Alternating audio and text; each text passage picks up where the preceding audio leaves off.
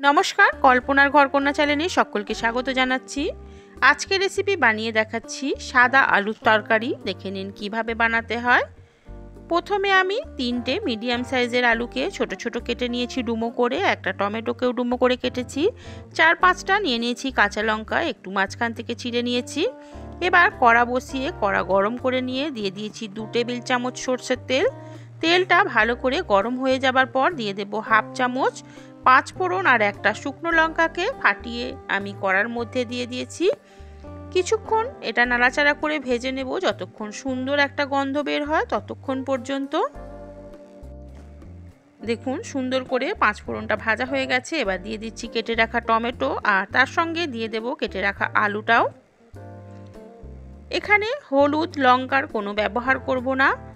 এখানে টমেটো থেকে যে সুন্দর একটা কালার বের হয় সেই কালারটাই কিন্তু এই আলুর মধ্যে হবে।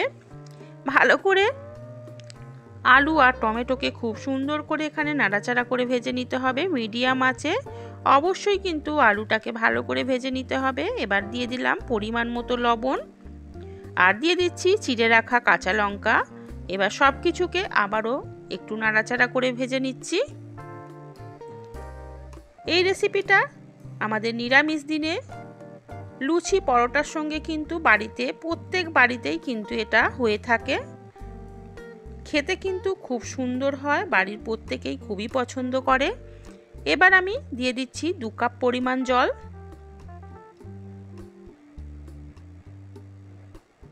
জলটা দিয়েও আমি ভালো করে একটু নাড়াচাড়া করে নিচ্ছি।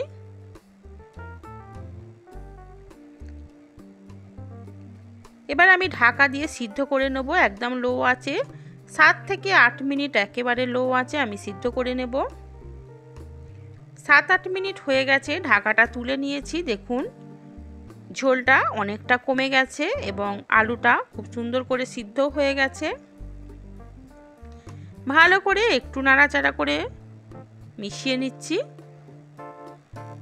আলুগুলো একটু সুন্দর করে ঘাঁটা ঘাঁটা করে দিতে হবে।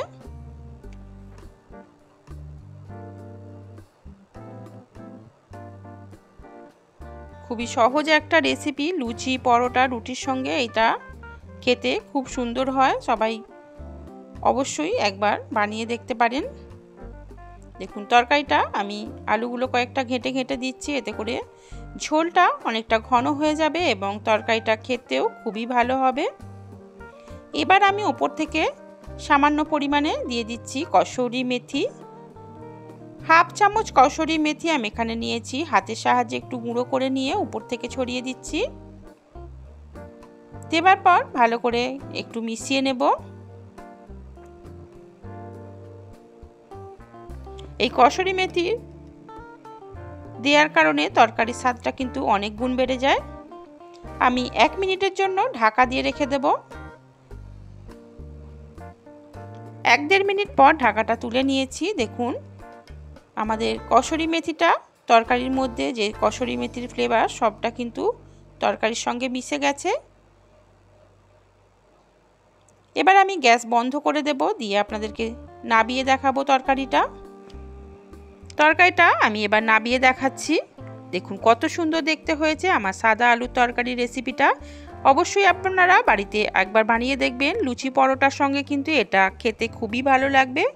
রেসিপিটা কেমন হয়েছে কমেন্টে জানাবেন, আর আমার রেসিপিটা যদি ভালো লেগে থাকে অবশ্যই একটা লাইক করবেন। আজকের মতো বিদায় নেব, ফিরে আসবো নতুন একটা ভিডিও নিয়ে। নমস্কার।